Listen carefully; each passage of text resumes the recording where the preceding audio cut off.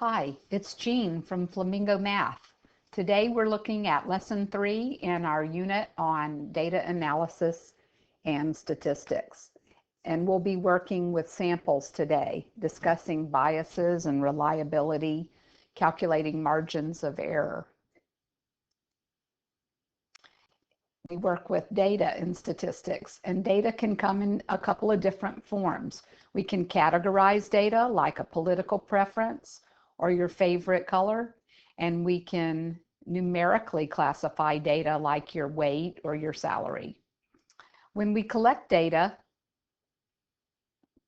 we survey a population, and we take a census when everybody in the population is surveyed.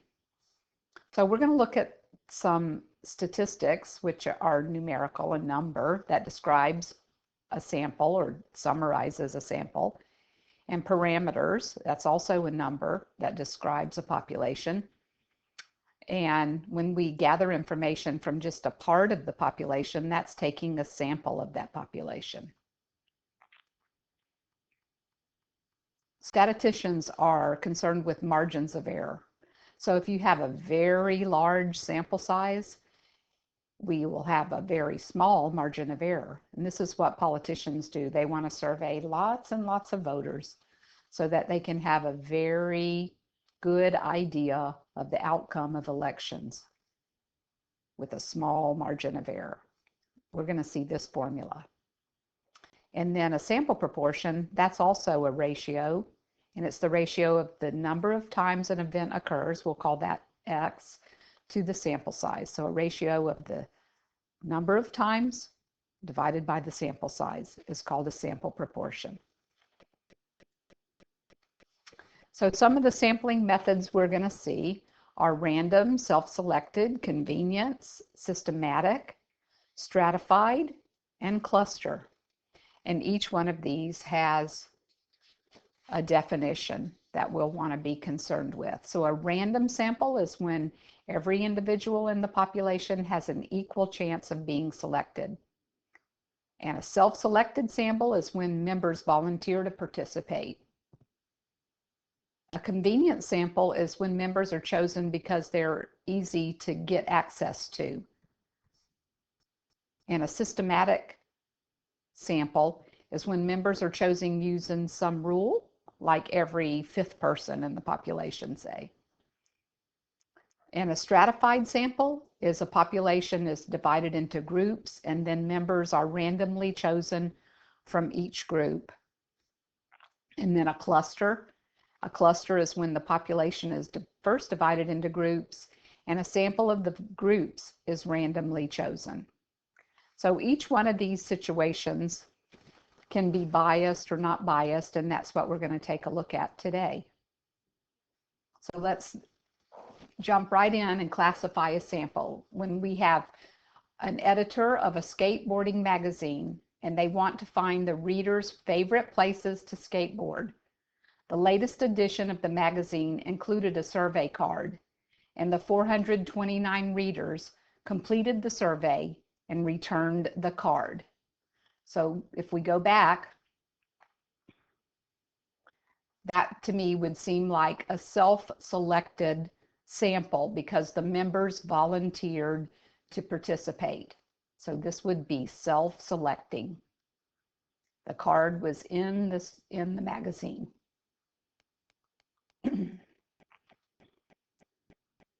All right, the second one, if a student council dance committee of 5 students is going to survey their 5 homeroom classes to determine whether to hire a band or a DJ for the upcoming Valentine's dance.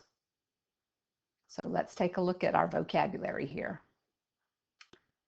What do you think? Maybe a convenient sample. It was pretty convenient. Those kids are easily accessible in your homeroom class. I would call that a convenience sample.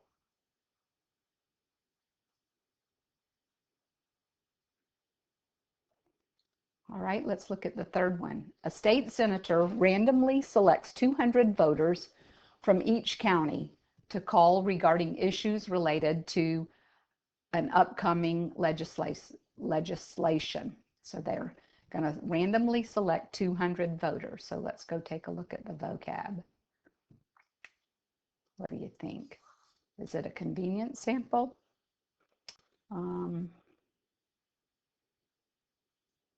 Maybe stratified. The population is first divided into groups, and then members are randomly chosen from each group. Let's go look. Randomly selects 200 voters from each county. So we're stratified by county, and then they're randomly selected. So I would say that's stratified.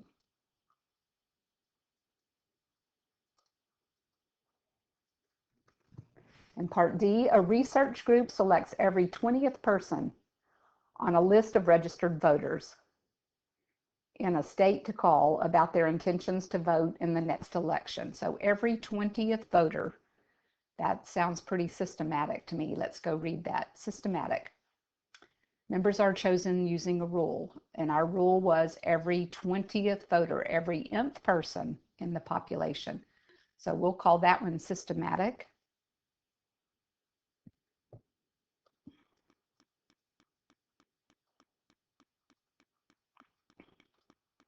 And then our last one, a national news anchor stands in Times Square on New Year's Eve to question people about their New Year's resolutions. And I would call that a random sample. All kinds of people are in Times Square. That should be Times Square. Times Square. Got to fix that. Okay, so there's bias when we collect data. When part of a population is underrepresented or overrepresented in a sample, that sample is said to be biased. And by choosing a random sample experiment, researchers can help avoid bias. So we're going to look at some bias and determine how it's biased. Let's say we have a local news program and they report on a proposed gas tax increase to be spent on new roads and bridges in the county. The program wants to identify what % of the population in its viewing area favors the tax increase. Identify any bias in each sampling method. So if we have a reporter is sent to interview people on the street near the courthouse, so near the courthouse, that sounds very convenient. So we'll call that one a convenience sample.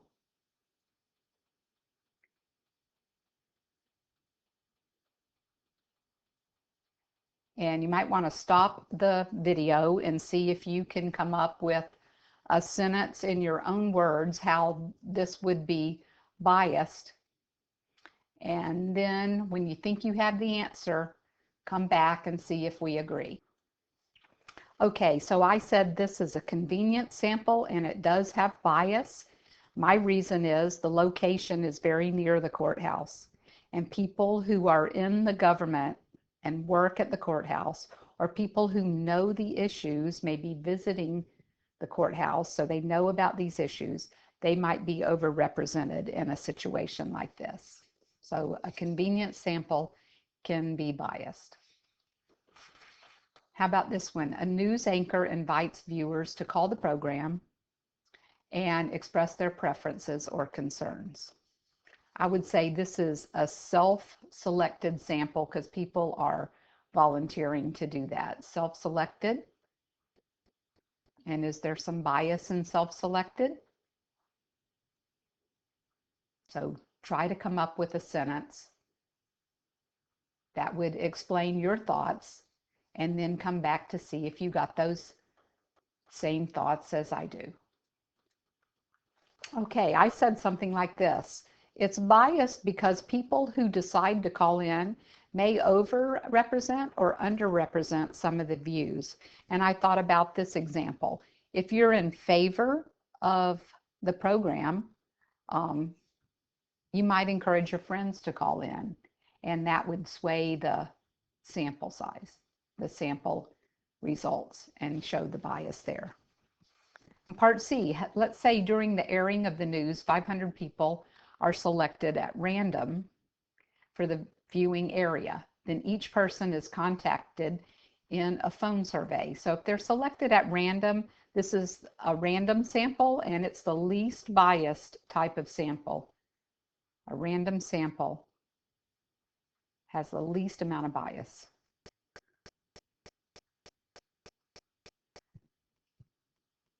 So when you're watching the evening news, you got to think about that bias.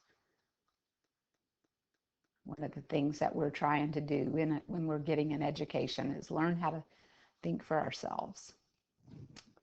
Okay, part D. The television station uses a list of viewers from a specific zip code. So they separated the audience or the survey. And we're looking at a specific zip code that reflects the lowest economic income in the county. And they contact those residents in that area for their preference.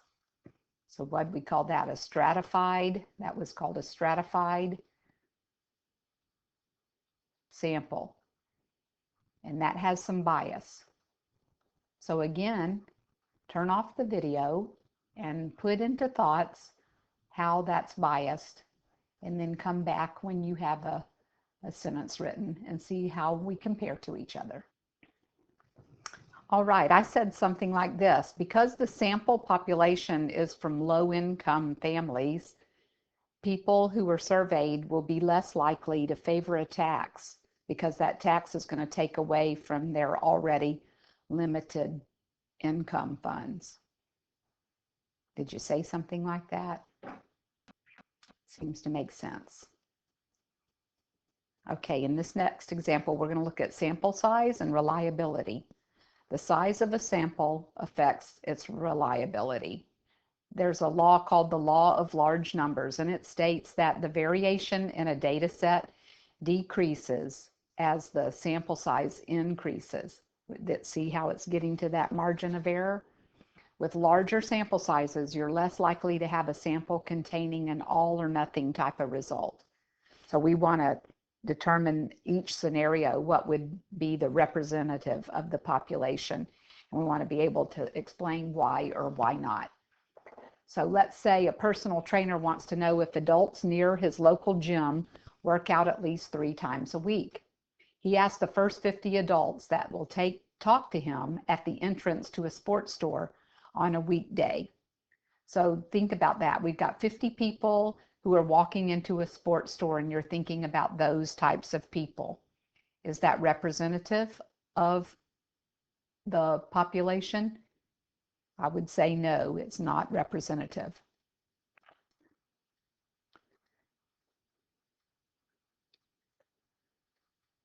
And the reason is this is a convenience sample, and a convenience sample underrepresents adults who work on a weekday. Also, those 50 adults, that's a very small sample size, so let's put that into a sentence here. So I put it together in a sentence like this: it's not very representative. It's a convenient sample. This underrepresents adults who work during the week, because they said it was a weekday at 10 in the morning. So if you want to know whether you work out 3 times a week, you wouldn't want to be there at 10 in the morning. Maybe even on a weekend would be better. And 50 adults is, like we said, it's a small sample size. In part B, a restaurant owner wants to know if her customers are satisfied with the selection of entrees on the menu. She asks every 5th person who comes to the restaurant during the week. So every 5th person, that's kind of picking and choosing. Is that representative? So think about it, write a sentence down, and come back and check to see if we have the same opinion.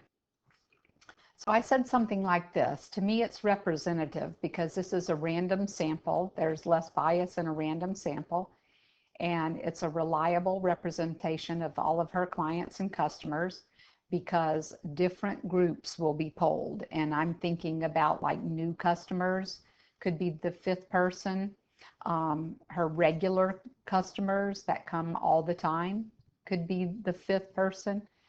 Different age groups, different socioeconomic income groups.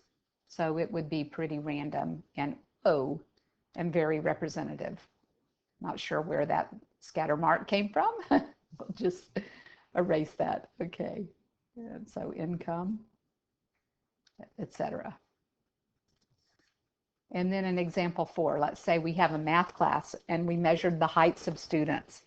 And the class took 3 samples shown below. Decide which sample is most likely the greatest in size and explain why. Let's see. So we said the larger the sample size, the less variation. So a smaller standard deviation would mean that we had a larger sample size. That looks like sample B. Let's write that down in some words here. So sample B seems like it would have the larger sample size. The larger the sample size,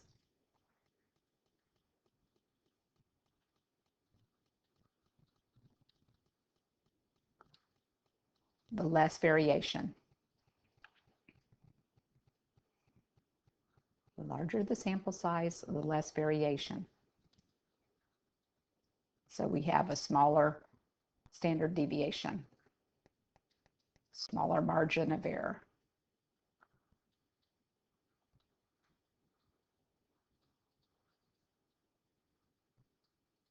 Okay, so let's go talk about about margins of error and how that looks.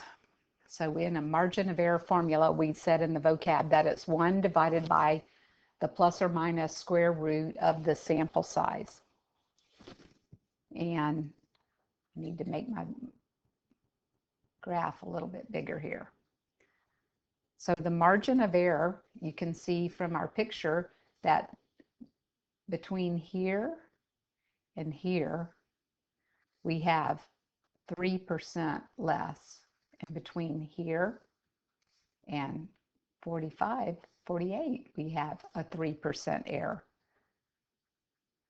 So when you see in surveys a plus or minus 3 margin of error, you see that a lot of times in political surveys. That's called our margin of error, this right here. This is the margin of error.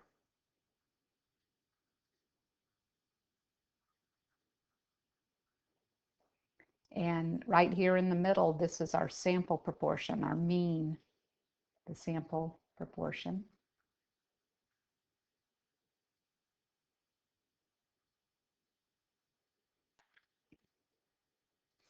And the likely range for the true population would be between the 42% and the 48%. So right in between here, we're going to say this is the likely range for the true population.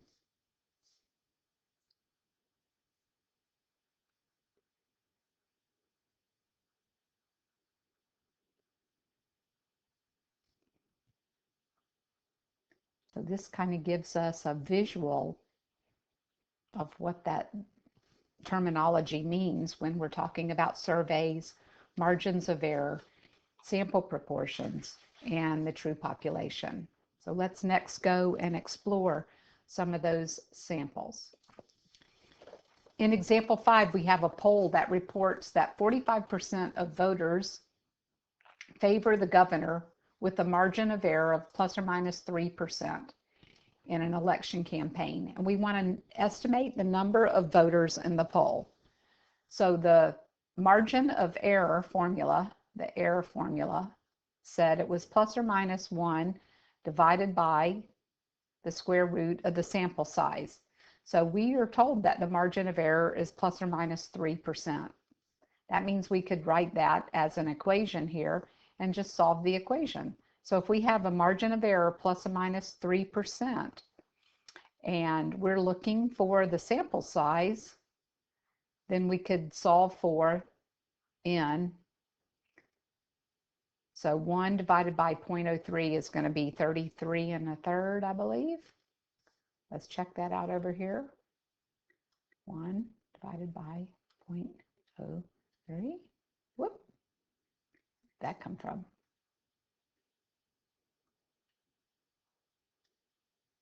Is 33 1/3. And the square root means we're going to square that. So a sample size is about 1,111 people. So we could round that down to about 1,100 votes.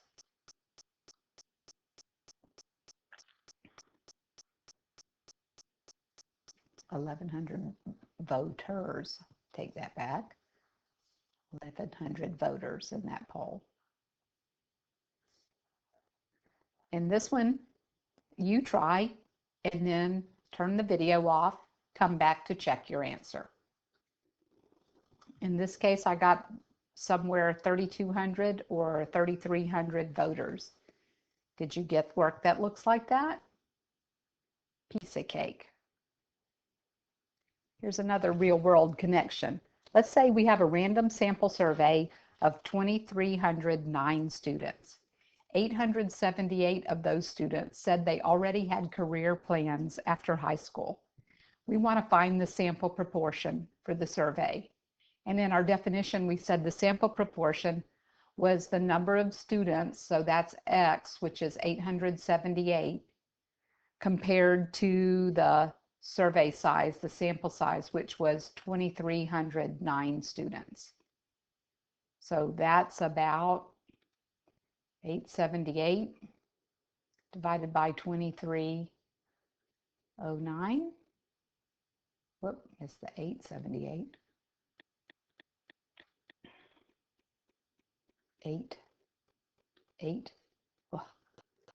70. Well, this isn't working well at all. 878 divided by 2,309. Tricky calculator skills. So about 38%, 38.03%. About 38%. And find the margin of error. So we would take plus or minus, the error would be plus or minus 1 divided by the survey of 2,309 students, 2,309. So 1 divided by the square root of 2,309 in our survey. And move the decimal over, so about 2.08, so plus or minus the error, margin of error is about plus or minus 2%. So need a larger sample size to get that that error down.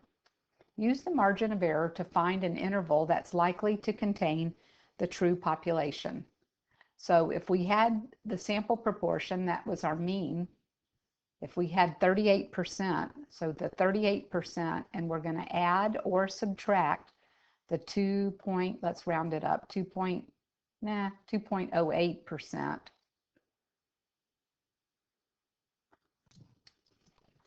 Where would our likely population go? So 38 minus 2.08, so it's going to be somewhere between 35.9% to 40.08%. Our likely true population proportion is going to be somewhere in there based on that visual we had. Okay, give this one a try on your own, this next one, and then come back to see if your answers match my answers. In this example, I got 51.48% for the sample proportion, so we sampled about 52%, and that margin of error is about 3.37%. So how do we interpret the margin of error? And in my fictitious school, Surfside High is about to hold its student government elections. According to a survey of a random sample of students, 42% plan to vote for Palmer and 58% plan to vote for Walker. The survey's margin of error is 6.5%. If we use that margin of error to find the interval on which the actual percent of students who plan to vote for Palmer is likely to lie. So Palmer has 42% of the students. We'd have 42% minus 6.5. So that's 35.5. And then 42% plus 6.5. We can do that in our head as well. So it would be between, I'm just going to round up here, 40, let's see, between 35.5 and 48.5.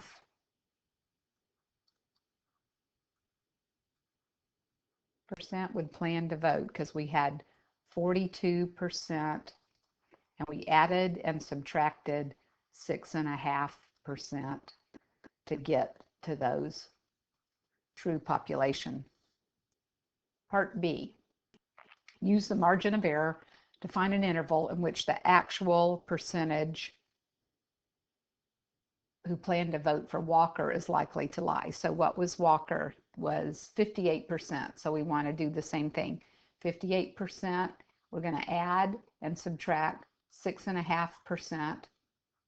So our population, our true population, would be somewhere between 51.5% and adding 6.5 would be 64.5%, our true population. Does the survey clearly project the outcome of the voting? Let's think about that. Let's see. Got to go back and look at this. So 35.5 and 48.5, 51.5, 64.5. You see how they don't overlap? Let's see. The idea is this. Voting for Palmer was 35.5 to 48.5. This was for Palmer. And then between 51.5 and 64.5, that was the population voting for Walker. And because they don't overlap, there's no overlap in here, it's pretty reliable. So we could say, yes, the survey clearly projects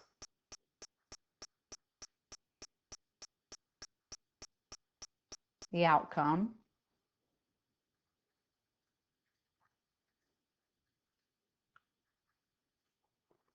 of the vote because the intervals don't overlap.